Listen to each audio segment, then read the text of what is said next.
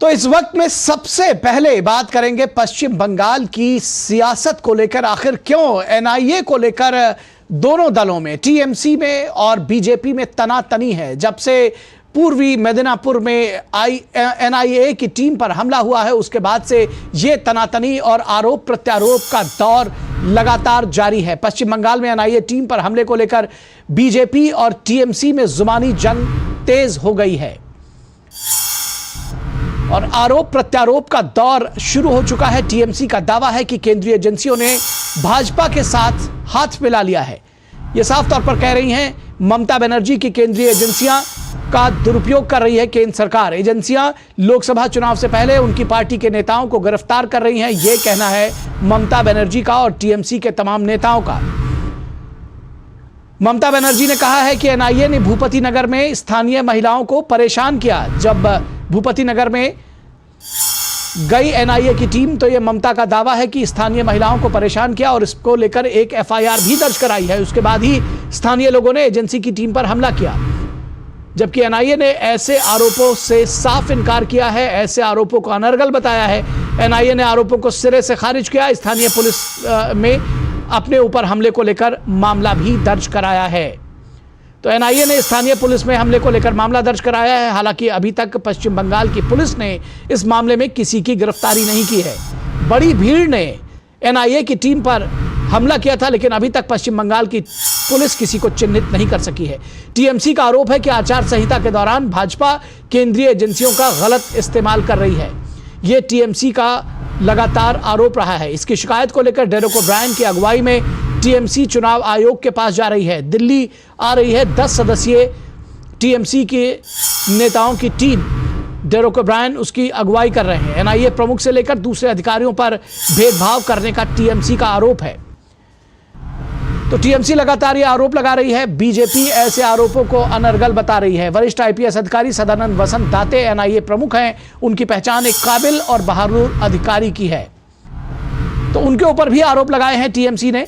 और दाते ने 26/11 के मुंबई आतंकवादी हमलों के दौरान महत्वपूर्ण भूमिका निभाई थी। तो ऐसे डेकोरेटेड ऑफिसर हैं और उनके बारे में भी तमाम बातें कही जा रही हैं एनआईए की तरफ, टीएमसी की तरफ से। सवाल यह है कि क्या ऐसे राजनीतिक आरोपों से अधिकारियों के मनोबल पर असर नहीं पड़ेगा?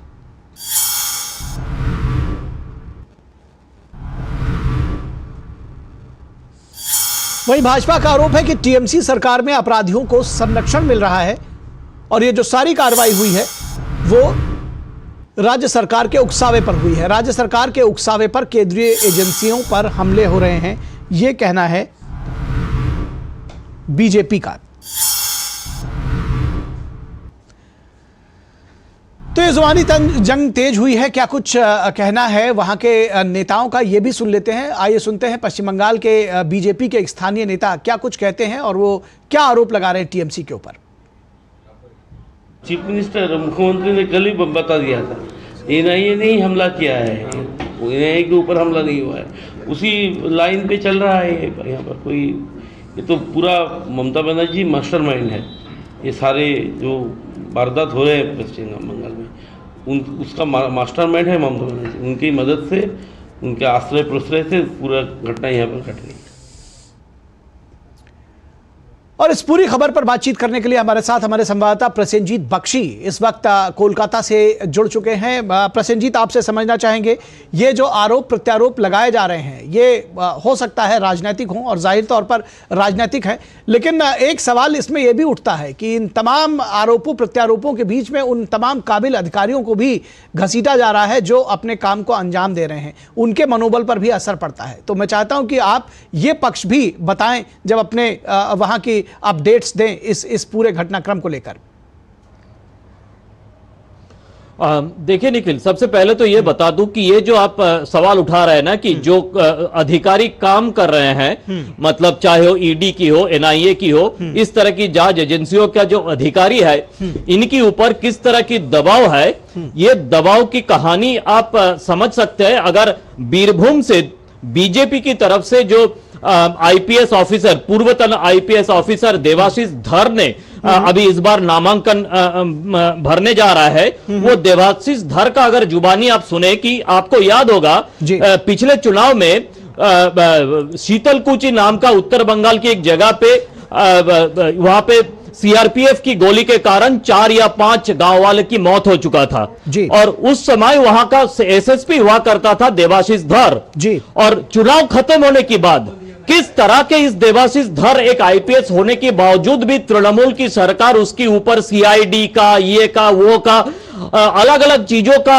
आरोप लगा के उनको करीब करीब डिप्रेशन में भेजा गया था। तो ये सेम तरीका है जो एनआईए के खिलाफ या ईडी के खिलाफ तृणमूल कांग्रेस की तरफ से या ममता बनर्जी की तरफ से किया जाता है और किया जा रहा है। जी ये मैं इस तरह से कहूं कि देखिए, पहले तो ये बात है कि जो एनआईए की टीम के साथ सीआरपीएफ का काफी सारे महिलाएं जो जवान है वो साथ में थी जी। तो ऐसा कहना गलत बात है कि पुरुषों ने वहां पे महिलाओं की के साथ छेड़खानी किया है, ये कहना गलत है। यहां पे फिर वापस मैं क्रोनोलॉजी में आना चाहूंगा निखिल, अगर आप टाइम दे तो। जी जी जी। पहली बात है कि उत्तर बंगाल की एक पब्लिक रैली में ममता बनर्जी कहा कि आप सेंट्रल एजेंसी का सामना करें और डट के सामना करें, डरिए मत। इसका क्या मतलब है जी। उसके बाद फिर एनआईए की लोग जब भूपति नगर पहुंचते हैं तो उसके ऊपर हमला है। फिर उसके बाद कई घंटों तक तृणमूल कांग्रेस की तरफ से कोई सफाई नहीं है, कोई बयान नहीं है। फिर एक पब्लिक रैली में ममता बनर्जी कहती है कि वहां पे एनआईए की तरफ से महिलाओं के साथ छेड़खानी किया गया है। उसके बाद फिर एफआईआर किया जाता है एनआईए के खिलाफ। उसके बाद ये सब कुछ होता है। मतलब ये क्रोनोलॉजी अगर समझ ले तो जो आरोप बीजेपी की तरफ से किया जा रहा है, मेरे ख्याल से उसमें गलत कुछ नहीं है। अगर सीधी आंखों से और क्रोनोलॉजी को एक के बाद एक सजा कर देखिएगा तो ये सही है कि एक तरीका अपनाया गया है जिससे एनआईए जैसे या ईडी जैसे अफसरों के ऊपर एक दबाव डाला जाए। जी, इससे जुड़े हुए 2 सवाल चाहूंगा कि जल्दी जल्दी उसका जवाब दें। एक तो आम जनता क्या कुछ सोच रही है इसको लेकर के, और क्या चुनाव भी प्रभावित होंगे इसको लेकर के, क्योंकि जाहिर तौर पर जो सारी पॉलिटिक्स की जा रही है वो इसीलिए कि वोट जो है वो ड्रेन किया जा सके अपने पक्ष में। नहीं, देखिए, यहां पे वोट ड्रेन करने की बात नहीं है, यहां पे डराने की बात है। सेंट्रल आर्म्ड फोर्स जो इस बार शायद हो सके तो पूरे बंगाल की सारी बूथ में लगाया जाए, इलेक्शन कमीशन का ऐसा ही सोच है। तो ये जो सेंट्रल आर्म्ड पुलिस फोर्स की जवानें हैं, ये अब जो अधिकारी है ये भी इंसान है, इनका भी परिवार है। इनके खिलाफ अगर एफआईआर दायर किया जाए, इनको अगर इसी तरह से कानूनी दांवपेच में फंसाया जाए तो हो सकता है कि ये अपना जो काम है उस काम से कतरा जाए।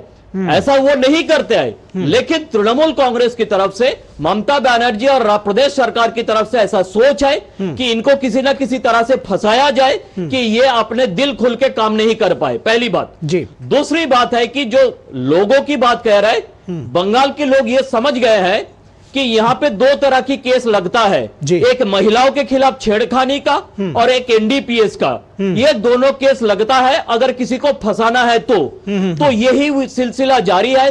लोगों को इसके बारे में पता है, लोग अपने मनमर्जी तक दबाव अपने बटन पर दबाएंगे, ये तो मैं बता सकता हूं निखिल। जी जी जी जी, निश्चित तौर पर। तो ये जो मामला है लगातार गरमाया हुआ है पश्चिम बंगाल में, और सारी सियासत इस समय पश्चिम बंगाल के इसके इर्द गिर्द हो गई है। हम आपसे और भी अपडेट्स आगे के कार्यक्रमों में लेते रहेंगे। फिलहाल बहुत शुक्रिया इस तमाम बातचीत और जानकारी के लिए।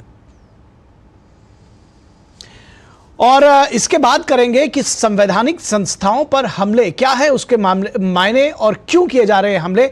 लेकिन उससे पहले रुकेंगे एक छोटे से ब्रेक के लिए। आप कहीं मत जाइएगा, जल्द हाजिर होंगे। Delivery boy has picked your order. अरे भाई, पता है भूख लगी है, 30 मिनट